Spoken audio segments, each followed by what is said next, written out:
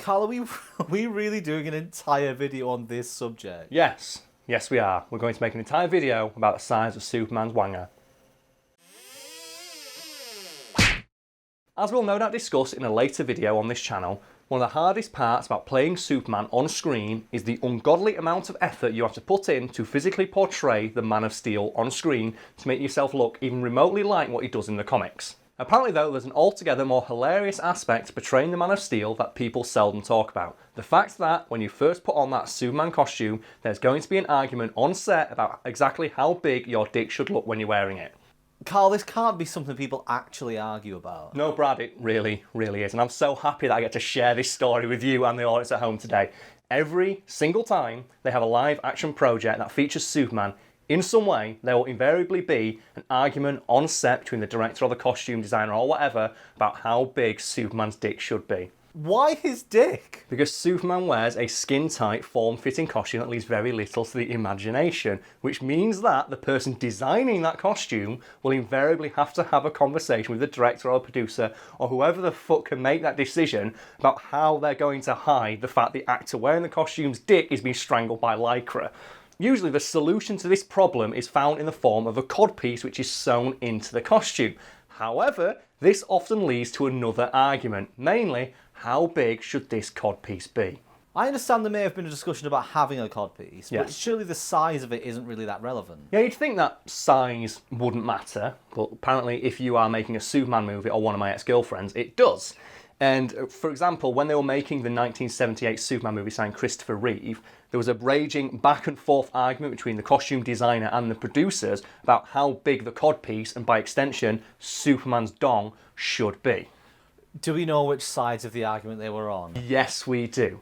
Apparently the producers were on the side of make Superman's dick fucking ginormous. Give Superman this ginormous, throbbing, world-destroying dong.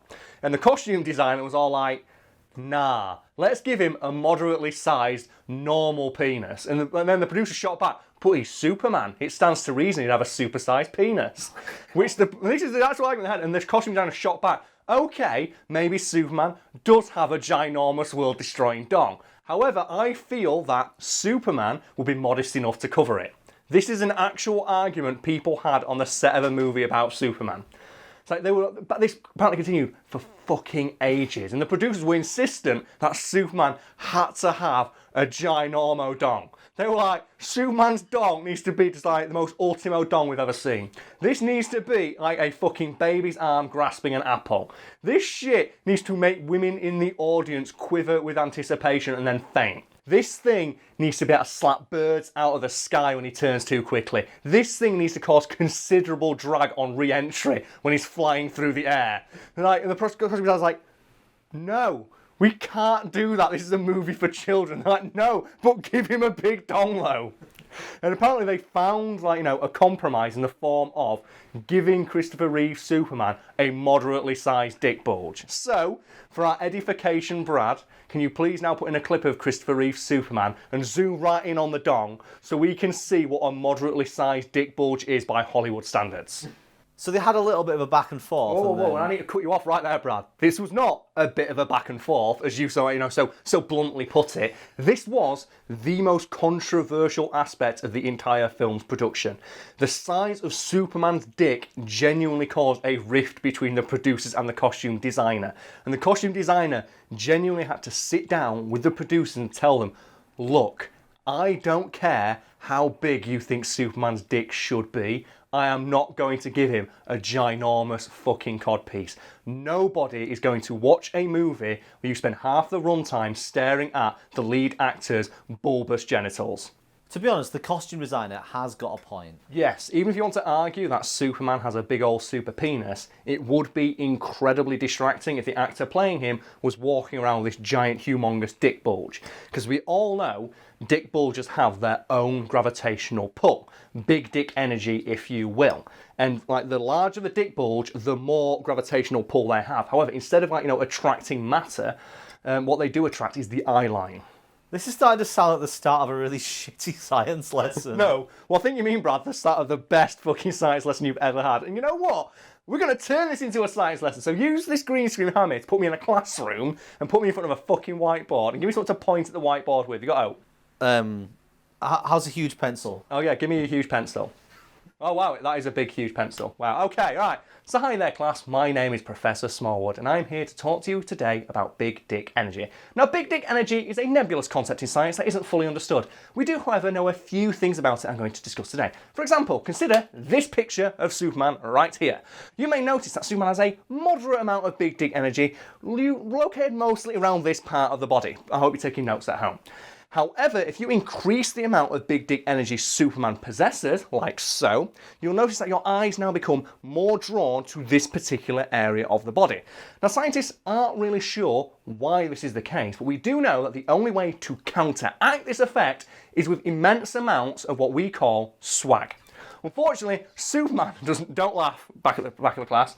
Superman does not possess enough levels of swag to counteract the effect, and therefore the amount of big dick energy he can contain is a finite amount. However, if we refer to Subject 2, Mr. David Bowie in the film Labyrinth, you'll notice that he possesses far more big dick energy than Superman could ever hope to possess, because it's counteracted by the immeasurable amounts of nuclear swag emanating from David fucking Bowie himself.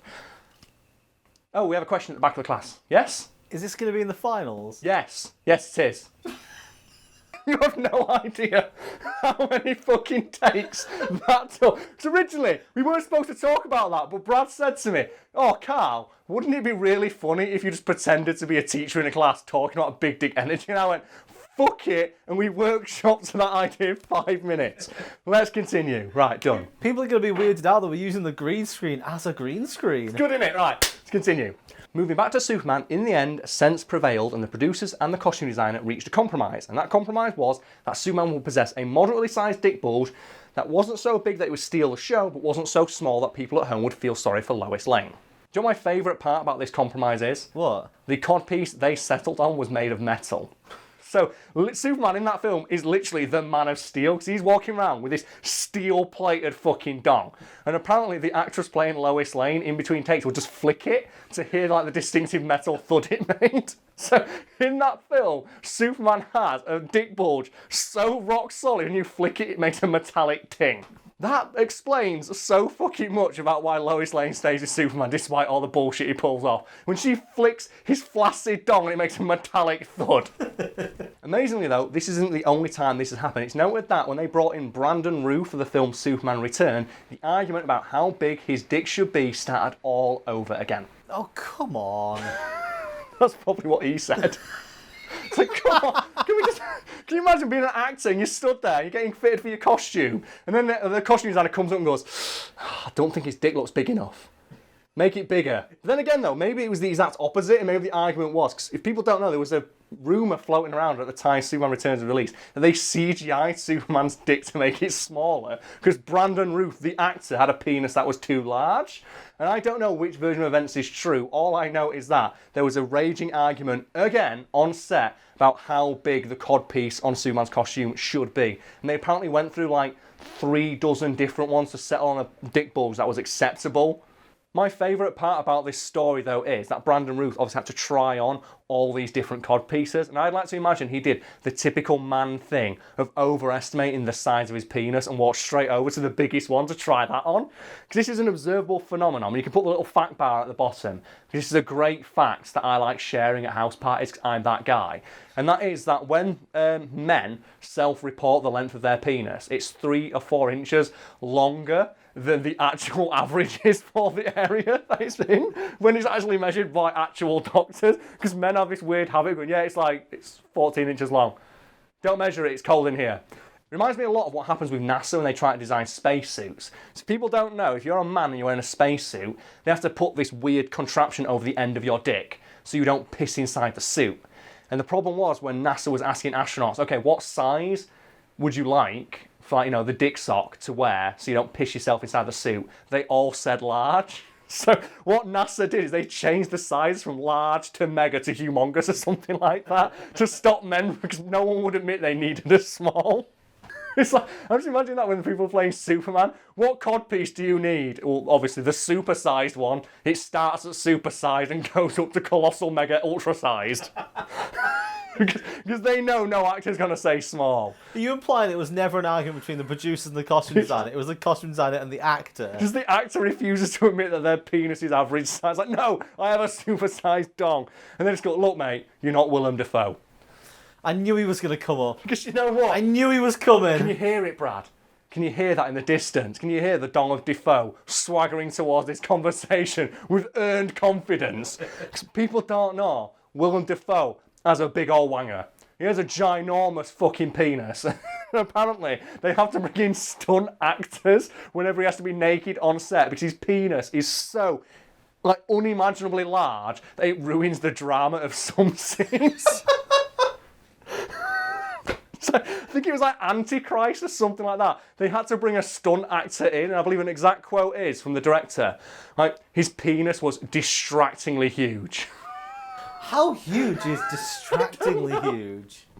That's just a great fact because you know what you got to do now, Brad? Just put in any random clip of Willem Dafoe in the Spider-Man movies. I've just had a thought, Brad. Because we know for a fact that Willem Dafoe has a big old honking dong, and he's been in a movie where he had to wear a superhero costume, we can now actually see if the Superman codpiece is a reasonable size or not. If you bring up Willem Dafoe in the Green Goblin costume and zoom in on the crotch, we can see, apparently that codpiece is enough to contain the dong of Dafoe, which, according to very reputable sources, is unimaginably large. Now let's just compare that and put that right next to various dick bulges from other superhero movies like Superman, and at the end put David Bowie's. Because I don't know what the answer is to this. I want to know which one's biggest. Because if we know that Willem Dafoe's got his big old giant honking dong, and his codpiece is smaller than the one that David Bowie was wearing, that means David Bowie has got an even bigger penis than that. I know we are doing a video on bulges, but what you just asked me to do is put a collage behind you of various dick bulges from superhero movies. Let's figure it out now. Which superhero's got the biggest fucking dick? Put the Iron Man costume. Put them all up. I want to know. We're going to figure this out today, unequivocally, for a fact, because we can use Willem Dafoe's big old honking dong as the baseline. And we know that should be at the top. We can get like an actual graph up on this shit. So I'm going to move now, Brad. You're going to make a graph for me. And I want to know where they all fall. Are you up for this, Brad? Are you up for making a graph? I mean... Are you up for making a graph of this? Okay. Based on size. And at the top, one of those at the top. And then you can do a line going up through the graph. And they can put it with my crotch. And then we can have a nice screenshot for everyone at home. So we've probably gone a little off track, so I'd like to reiterate the main thrust of this video. And that is that every single time you watch a piece of live action media starring Superman, there was almost certainly an argument offset about how big that version of Superman's dick should be. So I think, Brad, I'm all penised out today. So instead of talking more about that, let's just talk more about Superman in general. What's your favourite version of Superman? Dean Cain. Dean Cain. That's a strong one. Is that the Lois and Clark Superman? Oh man, that's strong. But do you know what mine is? What? Mine's Justice League Unlimited Superman. Because he's the one where like him and Batman actually have the relationship you want those characters to have, where they're friends, but Batman won't admit it.